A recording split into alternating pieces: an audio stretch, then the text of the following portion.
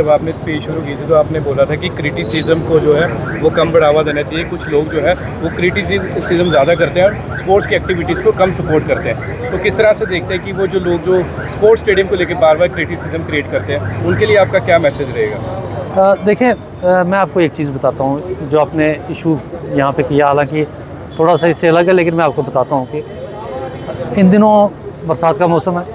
आप अगर सुबह टीवी ऑन करेंगे न्यूज़ चैनल, तो आपको जम्मू कश्मीर नहीं, हिंदुस्तान के हर हिस्से की खबर आ जाएगी और पहली खबर फ्लड्स ही दिखती है। और जब मानसून है, खराबियाँ होती है हर जगह। हिमाचल में हो रही है, उत्तराखंड में हो रही है, असम में हो रही है, यहाँ भी होती है, जम्मू कश्मीर में होती है। हालांकि यहाँ मानसून दूर है तो कम पहुँचता है, लेकिन फिर भी आपने देखा काफ़ी खराबियाँ होती हैं। देखिए, ये जो नेचर की चीज़ें हैं, इनको फाइट करना बहुत टफ़ है, लेकिन हमें इसमें भी पॉजिटिविटी देखनी है कि अगर एक रोड ख़राब हो रही है तो किस तरह से हम उसको रीबिल्ड करके, रिस्टोर करके उसको चलने के काबिल बना रहे हैं। जो लोग एफ़र्ट कर रहे हैं इसको ठीक करने के लिए, वो भी ह्यूमन है।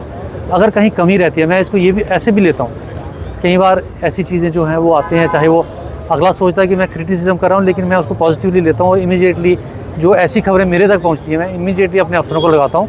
हो सकता है कुछ चीज़ें हमारे नोटिस में ना आई हो, और जब ऐसी चीज़ें आती हैं तो हम उन पे काम करते हैं और इमीडिएटली रिस्टोर करने की कोशिश करते हैं। सो हेल्दी क्रिटिसिज्म जो है हमेशा इम्प्रूवमेंट के लिए होता है, इट्स ऑलवेज़ वेलकम।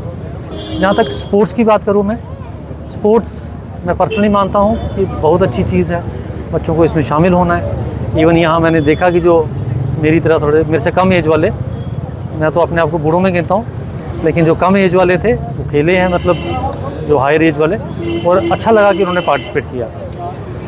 ये स्पोर्ट्स स्टेडियम की आपने बात की, मेरे नोटिस में ये है क्योंकि मैं देखता रहता हूँ स्टेडियम में भी, खुद भी आए बच्चों को खेलते हुए देखता हूँ। ये कोई 3 महीने पहले मैंने ऑलरेडी जो हमारे स्पोर्ट्स काउंसिल हैं और स्पोर्ट्स सेक्रेटरी हैं उनसे मैंने ये बात की है।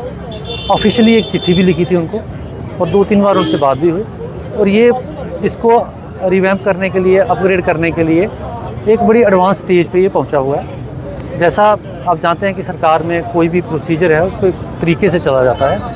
ऐसा नहीं है कि हमने चिट्ठी लिखी और आगे ही डिपार्टमेंट ने झट से काम लगा दिया। फंड्स की availability, then tendering process, allotment, all that procedure follow करके मुझे उम्मीद है कि बड़ी जल्दी बरसात के ख़त्म होने तक शायद, मैं उम्मीद करता हूँ कि यहाँ काम लग जाएगा और आने वाले टाइम में अच्छा स्टेडियम मिलेगा। ऐसा नहीं है कि सरकार को इन चीज़ों का पता नहीं है, सरकार के नोटिस में हर चीज़ है, लेकिन आप जिस तरह का मौसम चल रहा है, अगर आज कोई काम होता भी है स्टेडियम में तो शायद वो इमीडिएटली ख़राब भी हो जाएगा। सो हेल्दी क्रिटिसिज्म को आपने स्टार्ट किया था, हम वेलकम करते हैं। स्पोर्ट्स की जो फैसिलिटीज़ हैं उसमें हमेशा हम कोशिश करते हैं कि इम्प्रूव हो।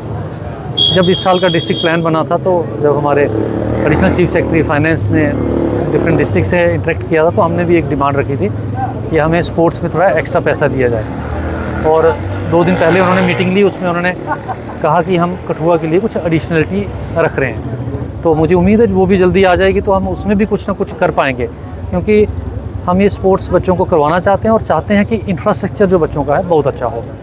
समय ज़रूर लग सकता है, लेकिन ज़रूर मिलेगा।